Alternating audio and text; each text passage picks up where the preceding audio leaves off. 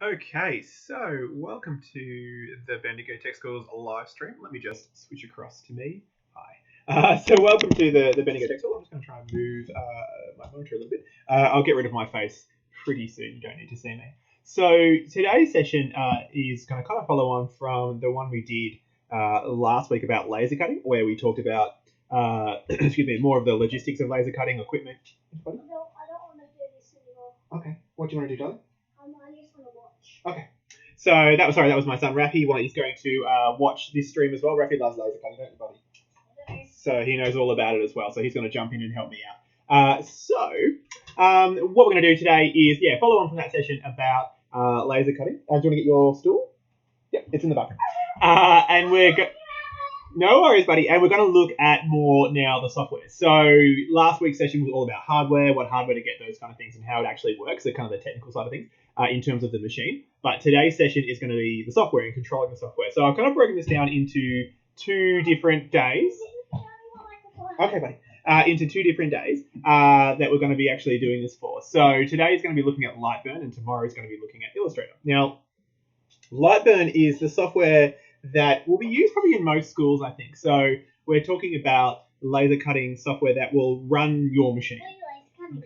That will run your machine. So in terms of controlling it, how it works, the settings, power settings, speed settings, all that kind of stuff, this will be what you're using for that. Okay, so a lot of the software that you get with laser cutters that schools will purchase is generally not that great. The software that kind of is bundled with the laser cutters. And we're talking about the laser cutters that most schools get, like the commercial laser cutters. I mean, people call them like the Chinese laser cutters because that's where they're coming from. I mean, most laser cutters do, but bigger things like Trotex and those kind of things.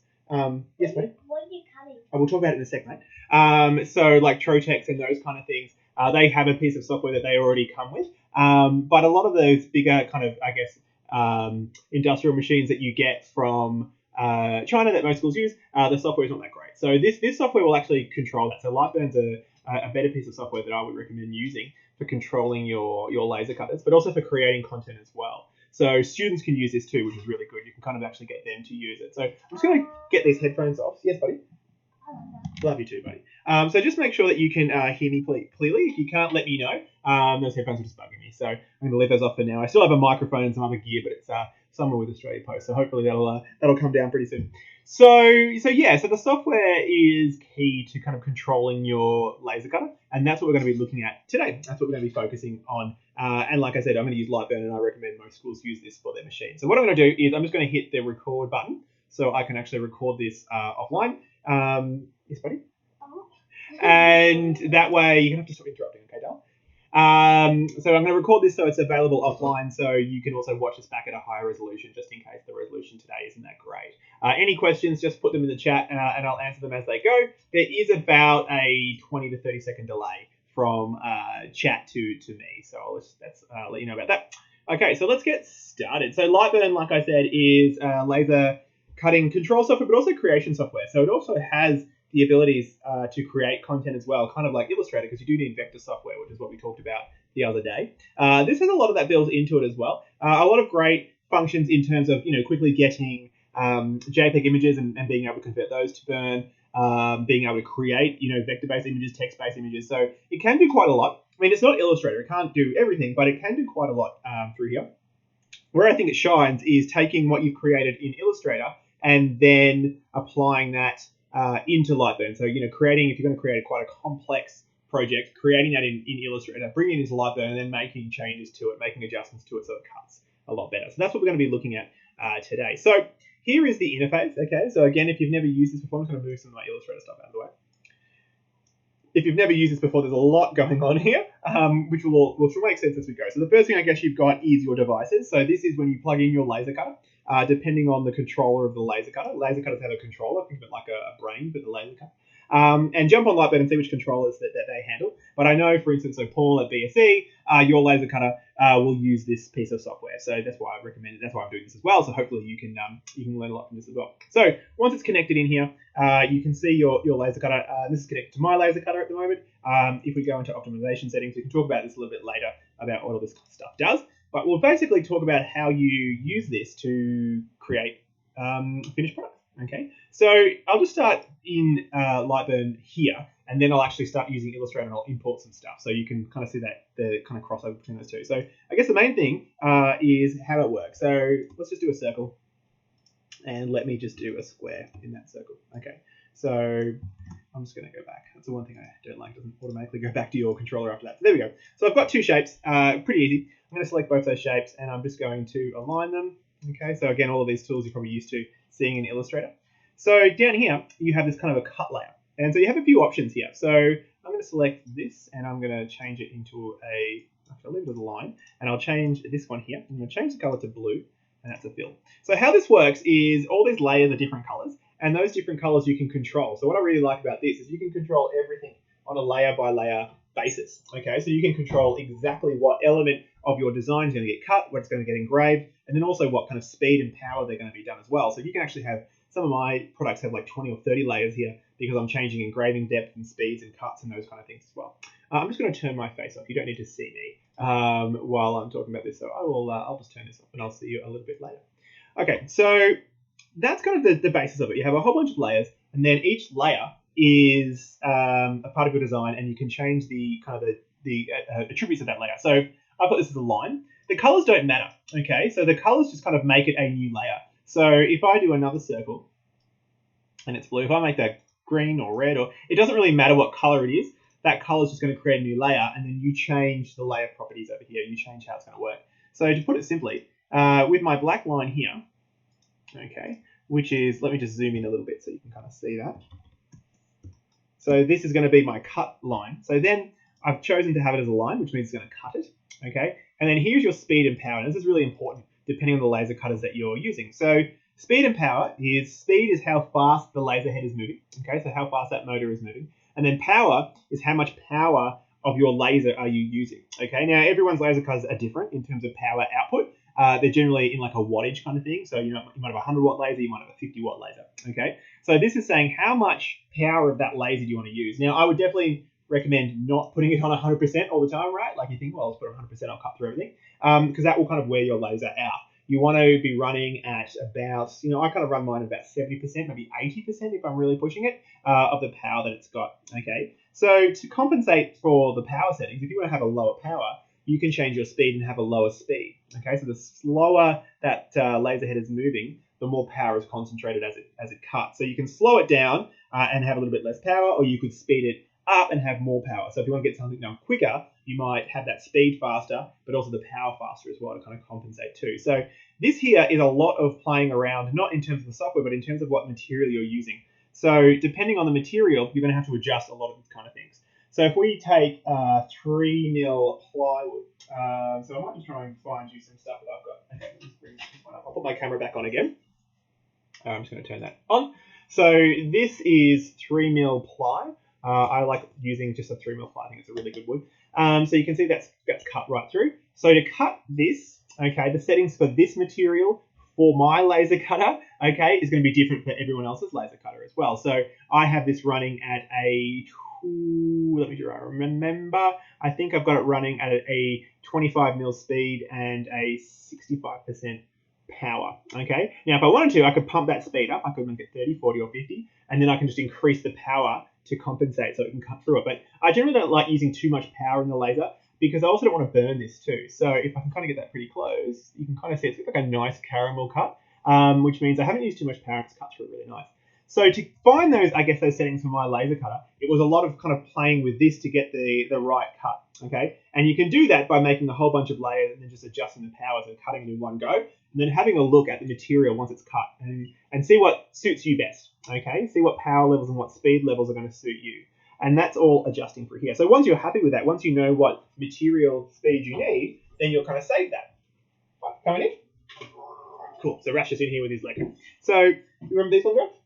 I need my big scale. It's in the bathroom, isn't it? But I can't. Okay, well, you find it, darling. I'm a little bit busy. So what we're going to do is once you kind of figure out exactly what your material needs, you'll save that in that library and away you go. So 3mm will be different from 4mm, from 5mm, from 6mm in terms of those powers and those cuts. And that's all through here. Okay, so once you're happy with it, you know what's going on, then you'll kind of save that and use it all the time. The max power and the min power, okay, that all depends on how it's traveling. So what I would recommend okay, is I would kind of almost have the min power and the max power at the same level. Okay, so what it's got here is it's all about that traveling. Okay, so it's saying it's going to lower the speed of the power down of the laser when it's going around the corner. Okay, sometimes that will work for you, but I find a lot of the stuff that I'm cutting is quite small anyway, so it's always going around small corners and those kind of things as well. And so if the power's too low, it won't come through. So I kind of keep those powers the same. So I might even just do that now. So I'll go 25, say 65, 65. Okay, so that's kind of the power I'll be using to cut through.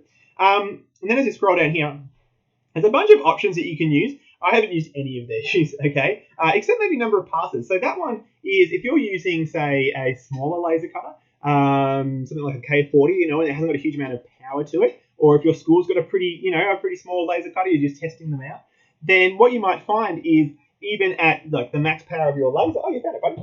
I'm just going to move this. Even at the max power of your laser, you might not be cutting through your material. So number of passes allows it to go through once and then do another pass. Okay, so it's going to cut through it and then cut through it again. And what's really handy actually with that when you start doing your passes, if you're going to use that, if I turn it on, okay, you also have a step up here, okay? And so what that means is if you have a laser cutter that has a bed that can rise up and down, okay, automatically, then it'll cut the line and then it will rise up a few mil or lower a few mil and then cut the line again, so it's always in focus. So that's what your pass, your step up there is. That's okay, Julie. That's what your step up is there as well. This is one of my favorite planes. Awesome. So that's kind of how that works. So that's kind of all I would worry about with the cutting settings. Really, like I said, it's up to you of finding exactly the amount of speed and power you need to match what you're trying to design. Okay. Output here and air assist, that's going to depend on your laser cutter itself. Okay. So air assist is, most laser cutters have an air assist tube that will kind of blow the dust away as well. So that's kind of like your cutting settings. So I'm just going to leave it down. And then your fill. So fill is basically engrave. So it's going to engrave in this detail here. And that's where there's quite a lot more settings depending on what you're trying to do. Okay. So first you have that speed and power again. All right. So how fast do you want it to engrave and how much power you want to use. Okay. So that will be, again, a little bit different for depending on the material that you're using and what kind of engrave that you want. So if you want a really kind of, I don't know, a very strong solid engrave and it's got quite a fair bit of burn through, you're going to increase the power. All right. Or if you want to make it be faster, okay, and you don't want to have such a hard engrave down there as well, you might increase the speed and then lower the power. So again, it's a bit of a juggling act depending on what you want to do. So if I kind of put that forward there as well, so you can kind of see that engrave there. You can see how deep it is, not too deep. All right, it's kind of gone into the wood.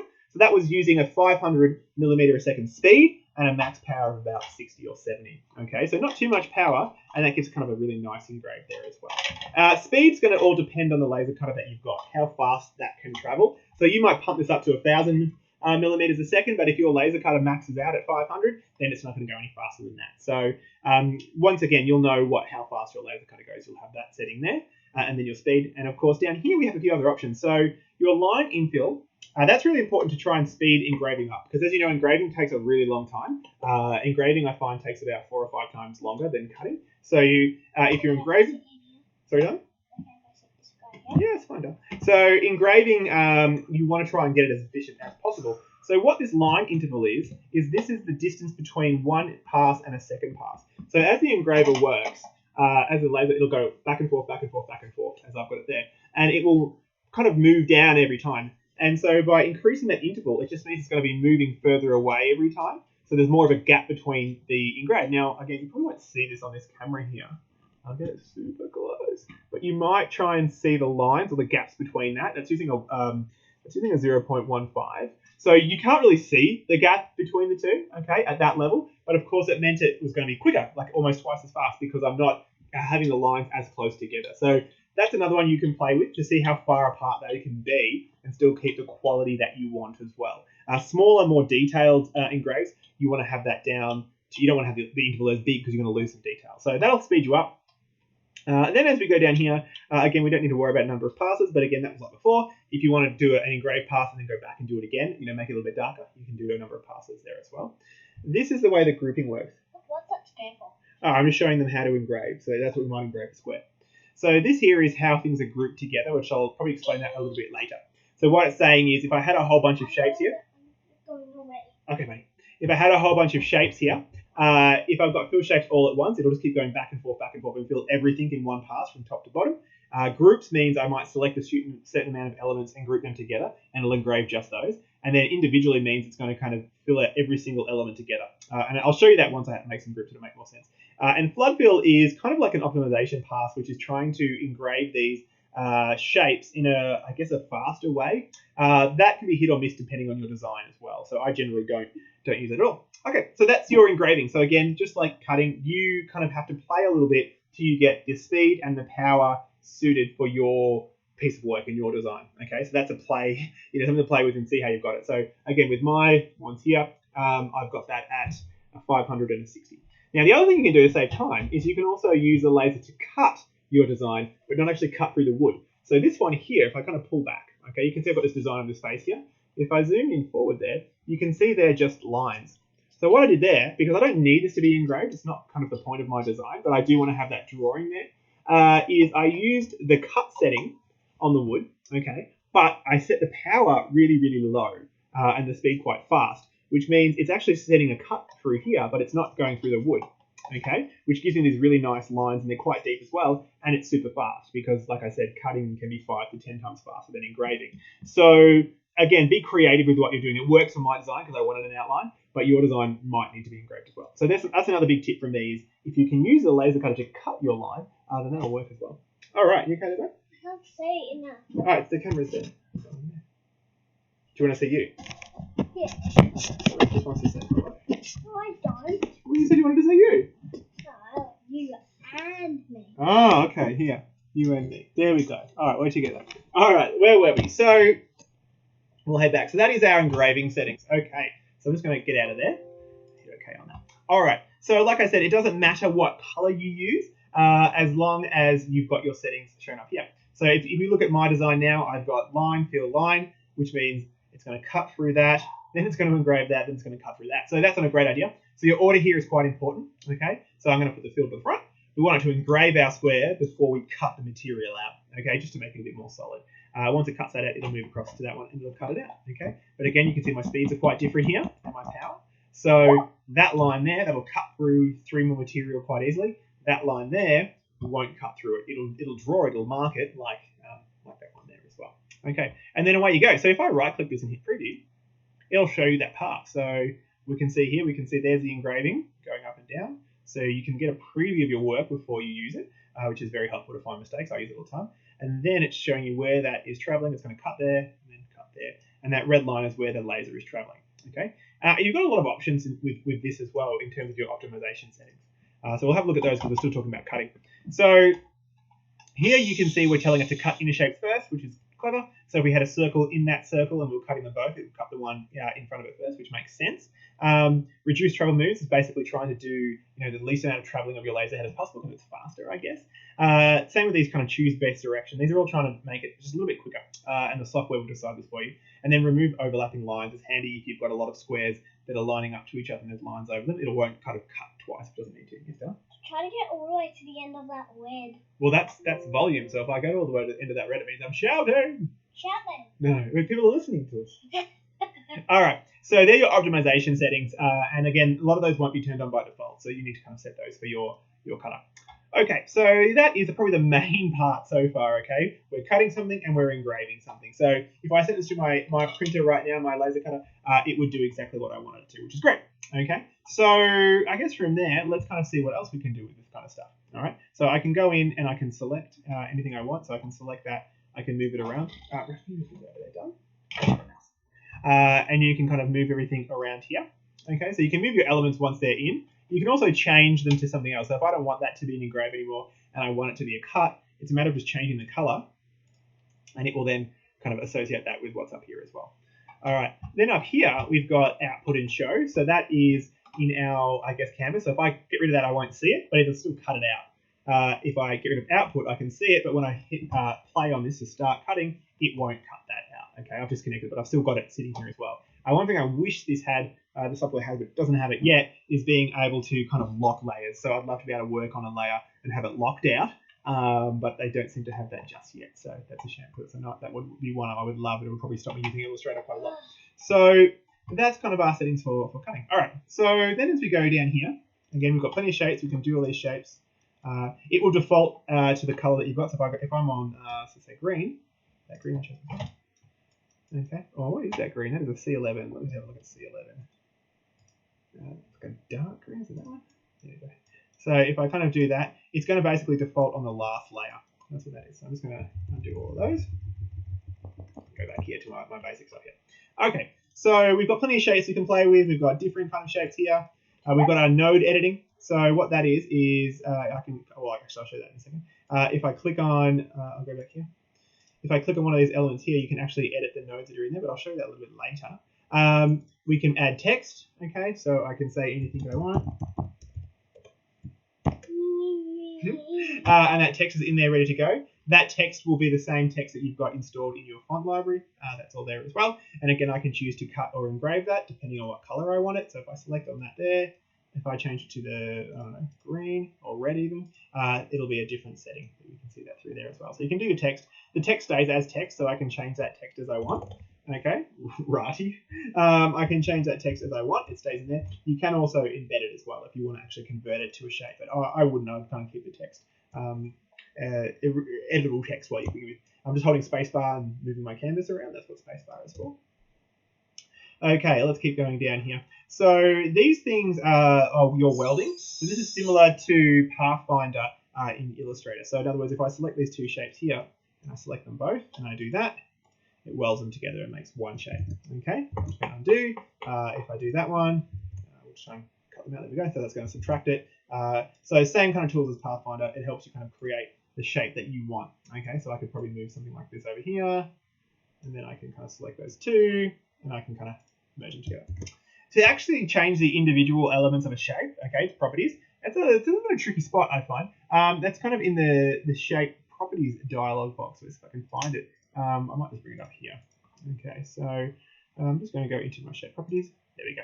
So it's a tricky one because by default it's actually not enabled, and if you don't have it clicked up here in the window, it doesn't appear down here. So now I've done that. If I click on my shape and go to shape properties, this is where you can change things like changing like corner radius, right? So we can bevel that and have a nice curve through there as well. You can also change the height and everything manually through there. And your cutting order priority. So I can say, cut this one before you cut anything else if I want to. But yeah, to change the settings on a shape, you do have to make sure you go into Window, have your shape properties enabled, and then that'll appear down here. And then any shape you've got, you can go in and start to play around with some stuff for the shapes there as well. So let's just kind of change my size. I can do all that through there. Okay, there's my shapes. We talked about welding. Let's talk about node editing. So let me just kind of bring this guy up here. Excuse me. Okay, so I'm just going to have a look and go to edit nodes. And I'm just going to zoom in a little bit. All right, so what I might do, I'll bring in something from Illustrator and actually show you that a little bit better. So what else do we need to look at in the laser cutter settings of this? I guess you've also got your laser cutting settings. I don't know if I can show you those without having my machine connected. I kind of can. So down here, this is the settings for your actual machine. It tells you the working size, how big the bed is. It tells you the origin. So the origin of your laser is where does the laser go by default at 0, 0. Mine goes into the top right. And then you can also change a few settings through here as well. So that's once your laser is connected, you can see that.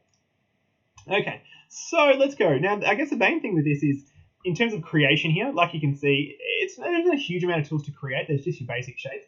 Really, you're going to be working in something like Illustrator, I find, and then bring that in here to set up for your laser cutter. So let's do that, right? So what I'm going to do is I'm going to import an Illustrator file that I was working on earlier. So I'm not just going to import. All right, I'm just going to help wrap this in Lego. Oh, that was stuff. Okay, and I'm going to go into Fruit. This is a project I was working on before. Okay, so here it is here. Now, another interesting thing with LightBurn is how it imports files, okay? So it only imports files that are on the first artboard, if that makes any sense. So I'm going to bring Illustrator across and kind of show you what this means, because this is an interesting one, which they don't really explain. So I'm just going to zoom out a bit. So you can see a project I've been working on here. I'll be doing a fruit thing for wrap.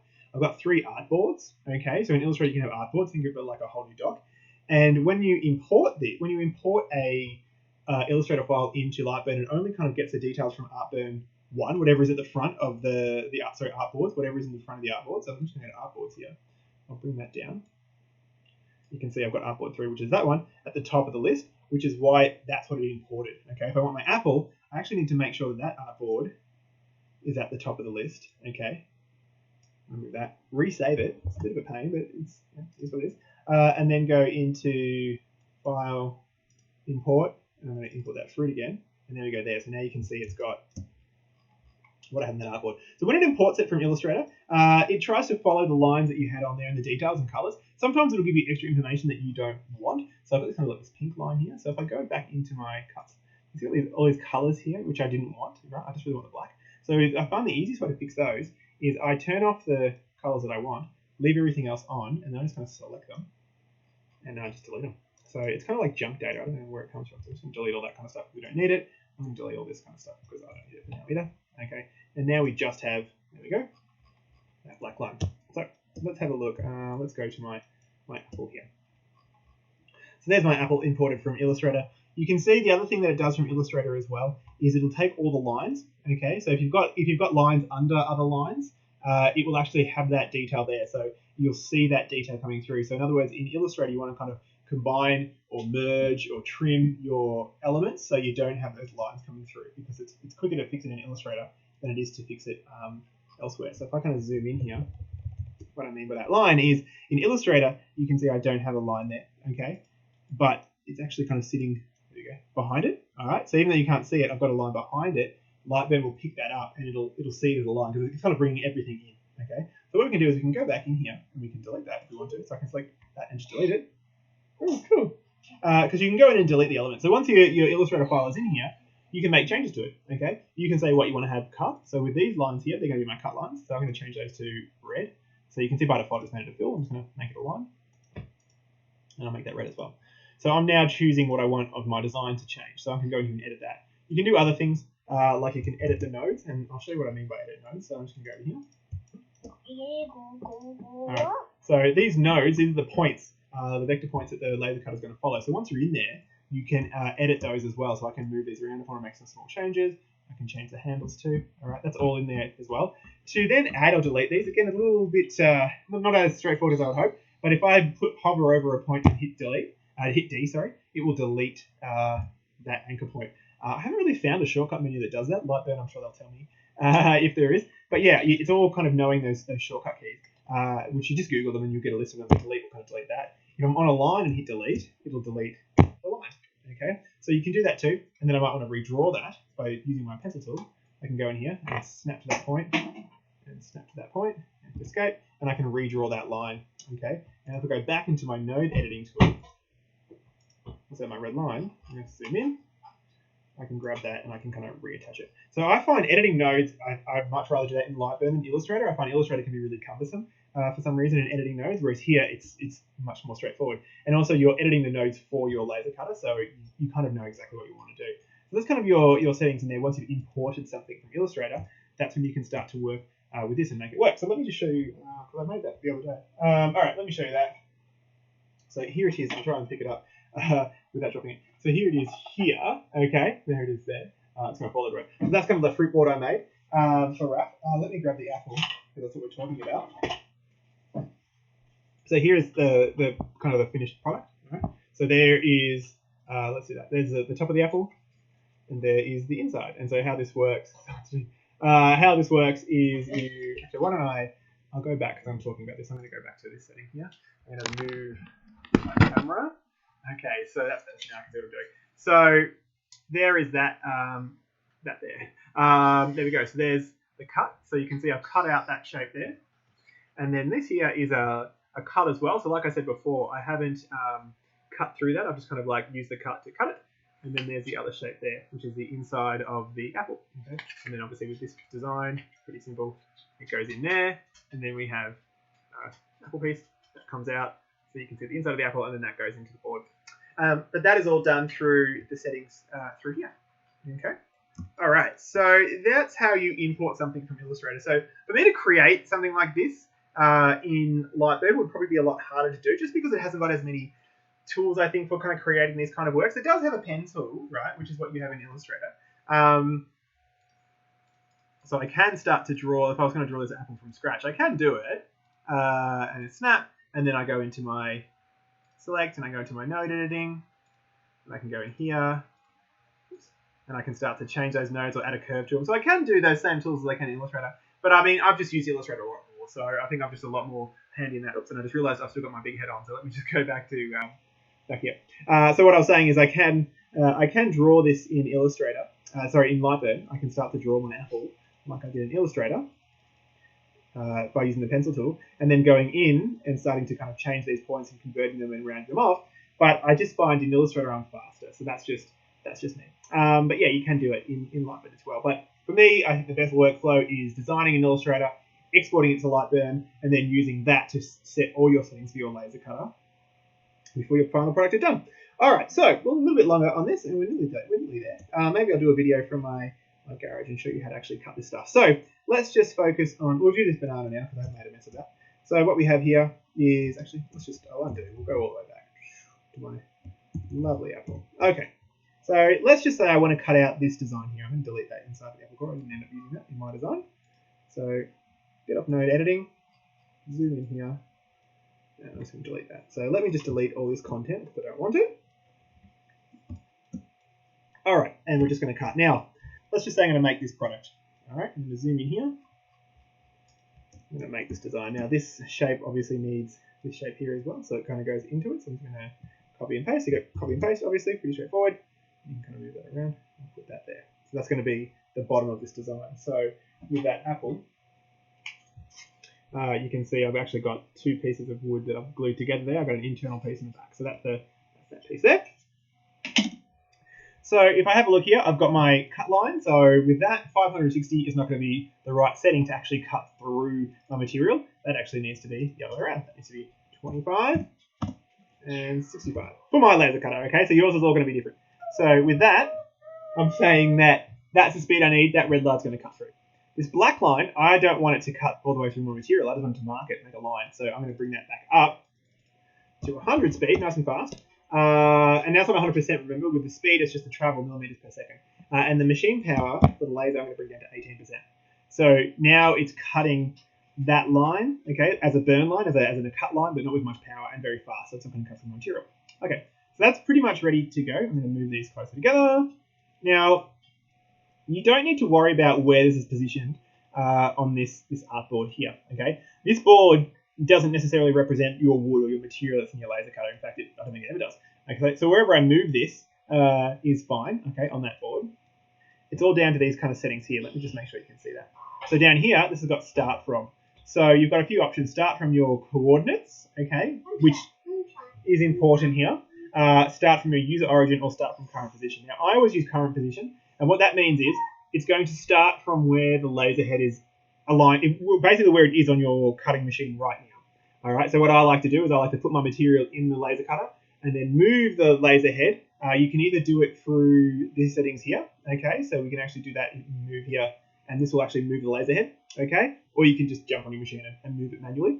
And I put it to the top right of my material where I'm going to cut, okay, and then down here, I do start from current position. So that's basically going to start engraving or cutting from where the laser head is sitting right now. Okay, so that's how I do mine, and I think that's probably the best way to do it. So that's pretty much it, right? So a few other options here. Like we said, you can group stuff together. So you can see all these elements are all separate. That's a bit of a pain. All right, so I like to group them together because you can't really easily lock layers out. The way I do that is I would like hide that red layer, select the elements, Control G. That's now one group, and then show those layers again. All right, so that's pretty easy. If we go into our preview, let's have a look at how this is going to work. Because it's only going to take us, what's going to take us? 50 seconds. Cool. So we can see first pass is doing that line there. It's showing how it's going to travel and how it's going to move. And then the second line is doing the actual cuts.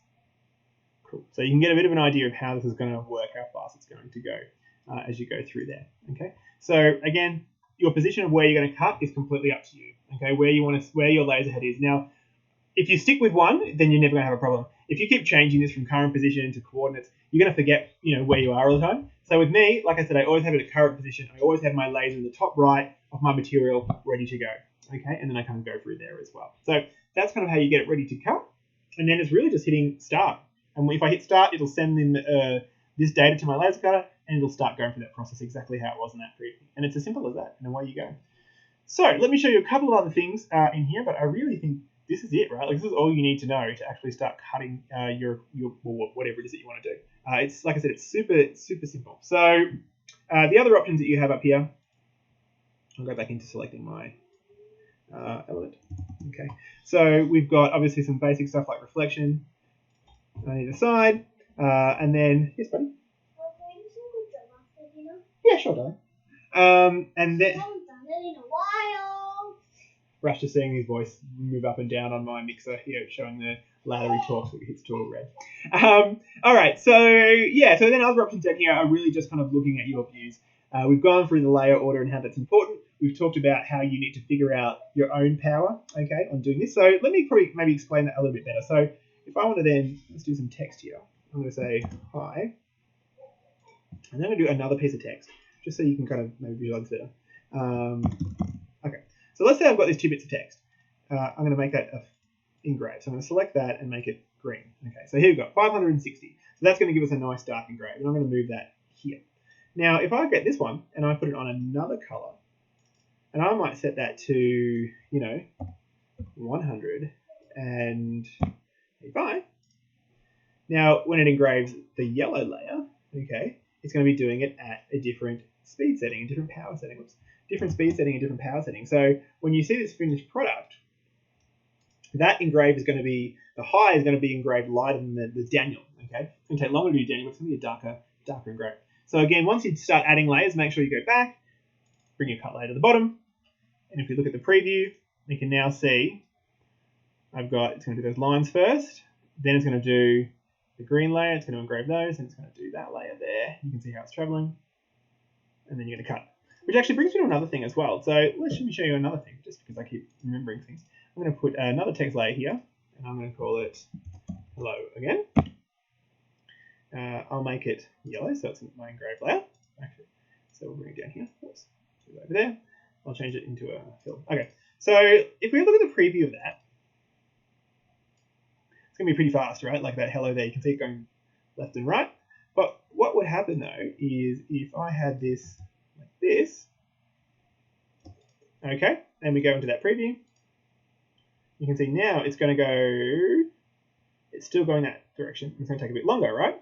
So if we go into fill, double click, you can change the actual scan angle here. So if I make that 90, now instead of going left and right, it's going to go up and down, all right? Which means it's going to technically be faster because it's going to be doing it in less movements. So we can see it going there, and now you can see it going up and down. Okay, so there again, more things that LightBurn's really good at doing is optimizing your layout, your product ready to cut. I find it's the easiest bit of software to do that. So once you've got your design, you can go in and make some changes. I should probably I'll open up something that's pretty complex of mine, just so you can see kind of what I mean. What can I show you? Let's do something like this. I won't save my project. That one's reasonably complex. You can see I've got quite a few layers here in terms of what I'm looking at. I've got a couple of engraving layers, all right? So, one I might have darker than the other. I've got my line layer that I'm actually cutting, which is this blue line, so it's cutting those out. I have a green layer, which is a line that's getting cut but not as deep, so that's going to make that cut there. You can see got some blue there as well. Okay, I've got two different fills here, one for this one and one for this one. So one for left and right and one for up and down. And that, again, is because of those optimization settings. So if we look at this one here, it's going up and down, which is these red lines here, because that's going to be way faster. By going up and down, it just kind of does these couple of lines and it's done. If I had that left and right, it would go and take a lot longer, okay? But then, of course, I've got this section here, and I want that to go left and right, so I can't use it on the same layer. So that one, basically exact same settings, except it's going left and right, okay, instead of up and down. So that's why you have all these different layers to kind of control exactly what I should check chat, I haven't checked chat, sorry. To control how you can optimize this to the best suit your needs, all right? So that's a fairly simple project. I think I've got some other ones in my recent projects. This one here, again, very similar. Okay, you can see I've got quite a lot of different layer settings here, depending on what I want it to do. So I'm going through here, different fill layers, so going in different directions, up and down or left and right. Okay, different power settings, and also the power settings and direction settings for your fill layers as well. So you can see, depending on what you want to do, how you want it to go. So if you have a look here at this blue, this is really detailed. Okay, so I didn't want that to go as fast as something like this circle and these lines because they're just lines. So you can see I slowed the speed down on that layer compared to the other ones because I wanted to focus on having more detail there as well and being nicer and great. So I've slowed it down and changed the interval in terms of the distance between the lines too. So that's kind of how it works. But that's really it. I guess that's the best I can show you now without you being in front of it and having a go, and playing with this software yourself. Like I said, I would highly recommend it. It's all I use. So in terms of picking it up, they've got a 30-day trial, which is great. So I think I've got the link in the description. So download the trial. It's 30 days, so just see how it goes on your machine, just see how you like it. Plenty of time. And when I was chatting with them last, they were talking about kind of education discounts too. So we can chat about that. I know the schools that I'll be working with in Bendigo, I might try and help you out with that as well. So there you go. That is LightBurn. So I guess if we want to summarize, I think it's the best piece of software for controlling the laser cutter that I think most of the schools that I've seen in Bendigo, the tech school, helps out. They all kind of use the similar machines that will use this piece of software. So I think it's the best piece of software to control the laser cutter, to do all the cuts. I think it's super simple. I think your students will be able to easily use it and understand it, which is great. And I also think it's the best piece of software for optimizing stuff you've already done. In terms of creating stuff in there, it is really good, okay? And I'm sure you can produce things as good as Illustrator in this, but I just have more experience with Illustrator. So for me, it's designing in Illustrator, bringing it into LightBurn, doing all the settings, all the layering, making it basically set for my laser cutter. Because Illustrator is designed to make stuff, right? Like to make, I guess, designs. It really wasn't, envisioned to control your laser cutter, but LightBurn is. So that's where it has so many more settings for controlling your laser cutter. So import your stuff for Illustrator if you want to, and then use LightBurn to do all the settings and get it sorted. And then, of course, you will start to play with these kind of optimization settings, direction, those kind of things of the engrave. How can you then get your design, once you're happy with it, how can you get your design to cut as quick as possible? Because that's kind of the goal, isn't it? To be able to get a final product which is as good as you want it to look, okay, but you can do it in a fast as possible way as you can do it, okay? And that's all about starting to figure out the order of these kind of things, changing different layers, changing directions of stuff, speeding things up, slowing things down, knowing your material. There's a fair bit there, but once you get it all, I think you should be okay. So I think I might wrap it up there because I think what I would recommend is you all jump into downloading LightBurn and having a go at playing with it, going through all those settings now and see how it works for you. And then, of course, jump onto your laser cutter when you're allowed to and give it a go. Or, alternatively, like I said, the tech school, we might be able to cut this stuff for you. So if you want to design something in here, email a copy to the Bendigo Tech School and we'll see if we can cut it out for you your way. So I encourage that too. So thank you very much for having a look at that. Tomorrow, I'm going to focus on Illustrator now. So we'll look at creating design. So maybe I'll even look at one of my designs here and talk about how I kind of made this, right? How I created these designs in vector format to get ready to cut. And then I might even just quickly go over again how to import the stuff from Illustrator into LightBurn. We did it pretty quickly today, but might have a look at that. So that's about it from me. So definitely check it out. Check out LightBurn, have a play with it, see how it works. I think I've given you enough of an overview of the, all the bits and pieces here, so you've got your head around how it works, and you can start some coding some stuff. So I'll end our session today here. And if you have any questions, let me know. Shoot me an email. I'm more than happy to help you out. So thank you very much. I'm going to end the stream, and I might see some of you